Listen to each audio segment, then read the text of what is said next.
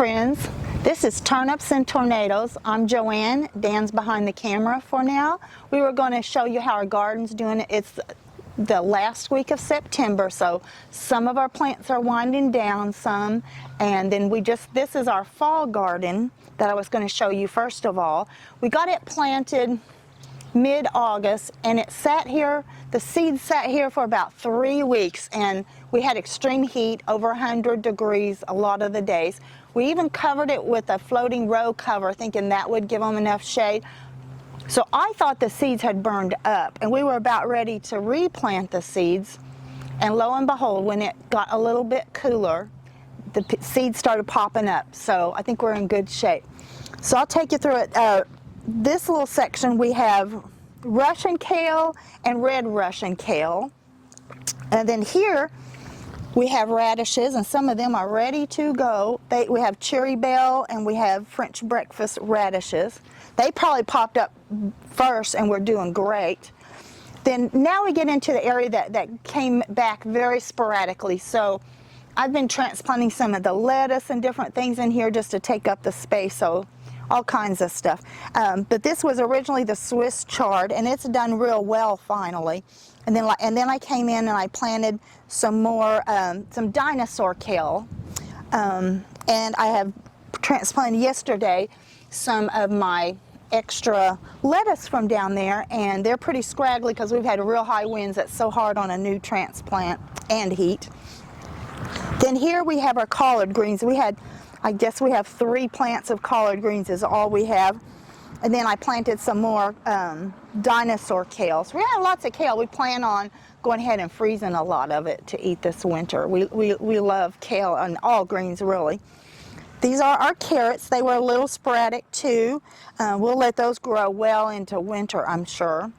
And then our last section are the lettuces. We have red salad bowl, butter crunch, and what was the other one? And we have 3 different kinds, and I need to do a bunch of thinning, but I was kind of waiting to thin them out anymore to see if I need to fill in anywhere. Today's going to be 90, so we'll see what that does to our fall garden. And we could cover it, but I think we're going to try not to. And then we're going to fall back into the low 80s, so then it should be just fine. But this is our fall garden. We're going to show you now our summer, what's left of our summer garden. Thanks, Joanne. By the way, you didn't think I was going to let that radish go to waste. Good stuff. Well, this is a daily routine. At times, we were doing this twice a day. We're cutting the okra. They look pretty scraggly right now. But okra is pretty amazing. Absolutely amazing. It loves water, and it loves heat. So, as long as you keep water on it, and the soil is good, and we're going to talk about the soil here in a little bit, you're going to be in pretty good shape. Okra is a great thing for a beginner. It's going to grow vertical, so if you don't have a lot of real estate, it will grow in that. Now, we did have some pollinators, and I think they helped quite a bit. Joanne planted some pots on each end that really attracted a lot of pollinators. But okra is fantastic. Again, boil it, fry it, steam it, do whatever you want to. And we had an earlier episode where we did show how to roast it. So if we come down here, you'll notice, well, there's not many plants. We've already pulled some. So come down here, if you would, Joanne. And I think okra is one of the best hide and seek, because you'll look and you'll think you have them all. The next day you come out, you've got one that's 6 inches long. So over in this area, we had a problem. We have a lot of problems with grub worms. These survived. I staked them to hold them up, but we noticed there wasn't much root system in it. When I dug down, a lot of grub worms. So we're going to order this week some more beneficial nematodes, and we'll put that in the soil, and then we'll rake off all this mulch, and we'll plant this with more kale. And is it radishes you're going to put in, honey? Radishes and spinach. Radishes and spinach. So when you have a small garden like we do, you got to take advantage of it. But these grubs were just kind of killing us as well. Okra, easy thing to grow, a fun thing to grow. and we've got a bunch in the freezer, and that'll help us. When there's snow on the ground in January, we'll be eating fried okra, so that's fantastic. Next up, let's take a look at some green beans. This is our green bean patch. We've got bush green beans, and then on 2 different trellises, we have the pole green beans. They've not started, they've only bloomed so far. We haven't had any green beans from them yet. They were the latest ones for us to plant. You'll see some of our plants are looking kind of sad. We had a lot of problem with roly-polies, sow bugs. They're good for the dirt to some degree because they like to work up the decayed material, but when the population gets too numerous, they will start eating fresh stuff. So they kept eating the roots of the green beans, and so we lost a lot. So this was one of our first plantings. So they're looking like they're about to go out. And then we've got some new plantings. I came back in and planted new ones, and the pole beans. So they're just kind of getting started. Yesterday and the day before, we had a lot that we harvested. So today's probably going to be a real light harvest. But you can see, well, it's hard to see, but the blooms are just starting on the pole beans. This is our first time to grow pole green beans. So we're really looking forward to seeing how they do. I hope they do great because I think they're going to be easier to pick and all that. But and we've been freezing lots of green beans. Green beans they are one of our favorite crops. We have a couple of beet plants that volunteered, came back from last fall, which is kind of crazy. They're just too pretty. I couldn't stand to take them, so I'm letting them have this space in the middle of the green bean patch. And then we'll pull them a little later on and enjoy the beets and the beet greens. Okay, this is the back side of the trellis that we have the pole beans on. Like I say, they're just starting to bloom, but man, they have a lot of blooms. That's clusters of blooms, so it's going to be interesting. I think it's going to be really easy to pick these beans. I'm looking forward to that. And it has grown obviously taller than our trellis, so for fun, Dan went in and put a large pole up just 2 or 3 days ago, and as you can see, it's already a foot up that pole even. So surprising how much these pole beans do grow up. It's going to be fun to harvest them, I think. And we have probably a good month and a half, hopefully, for the first frost. With the first frost, these will die. They cannot take any frost at all. Were these planted from seed? These were planted from seed. Let's see, everything that I've shown you, other than these tomatoes that you're going to show next, everything else was planted from seed.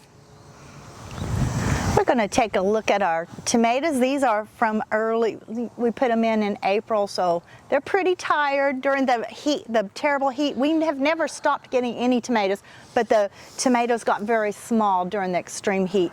Now and we almost took them out, but now we're getting all kinds of little tomatoes and all kinds of blossoms at the top. So we're going to try to go ahead and see if we get one more crop of them before it freezes. When it freezes, they'll be done. But again, June bearing and ever bearing, that was the strawberries. What do we call it in the tomatoes, the ones that just keep producing? Indeterminate. Okay, so when you're picking your tomatoes, be thinking about the fall season, because if you want to keep your plants alive, if they survive the cutworms, by the way, the cutworms have been pretty fierce around here. In fact, we just saw one. We saw the damage, and Dan just happened to see. Joe, what's this? This is a tomato hornworm. It makes a beautiful moth later, but they got to go out of our garden because they will eat a vine down in a hurry. We can see a lot of damage he's already done. He's been busy. He's been busy. I'm surprised he's not even bigger already. He's trying to grow quickly. All right, sorry, buddy. We gotta let you go. This stuff's for us. Do you know, there's a thing about if you get a black light and you go out at night, they're kind of fluorescent. Oh, really? And it's a great way to catch them. I've never done that, don't have a black light, but someday we need to get one and try that out. Our neighbors who may already think that we're a little strange if they saw us out here with the black light. But they blend in. I mean, they're great being chameleon-like in that they are the exact same color as the leaf. So again, we're hoping to keep these guys alive. We don't need this real estate right now. So if we can keep these guys alive, September, October, before the freeze, hopefully we'll get a little bit more out of these. But I'd say it was a great tomato year. It was probably maybe even one of our best. Yeah. Some people have asked us about the mulch that we have on the ground.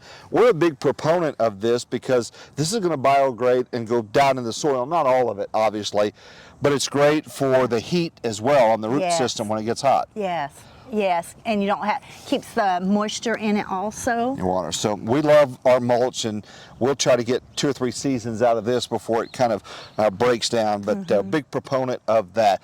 Hey, the channel continues to grow. We need your feedback. What would you like to see next? In the kitchen, maybe some ideas for Joanne to try to work up, or gardening stuff. And you know, it's a great time because, again, we're in that transitional season between the summer stuff and the fall stuff, trying to get things ready. And then, gosh, it seems like we just did it, but in a couple of months we'll do winter sowing. Yes, probably early to mid-January. So we'll do winter sowing. We'll plant from seed. You can check out a previous episode that we did on that. But we have more plastic jugs, and so we'll be doing more, and more flowers as well. Yes, yes. Plants have gotten so expensive now to buy the actual plants, and I just felt like ours were even healthier doing them winter sowing. I'm totally impressed with winter sowing. Plus, you can order from a seed catalog Yes. exactly what you want, as opposed to going to the greenhouse and they don't have that exact variety that Yes. you wanted. So that's the great thing, and maybe we'll save some seeds this year. Yes, we need to get And into do that. Yeah. And I think I told you this, hopefully I know, where we're standing, there'll be another garden. This winter, I'm going to build one more, and so we'll have a little bit more, because there's a rumor that I may have some more free time on my hands in the months ahead. Yes, this guy has one more week of work, and then he's retiring. Yep, so we're looking forward to that. Thank you for subscribing. Thank you for liking this, and your comments are always welcome. We're going to grow this. We'll be doing a lot more, but we can't say other than if you were here, I'd hand you a tomato. But you guys take care, and thank you so much for watching. Thanks. Oh, I'm so glad you saw that guy.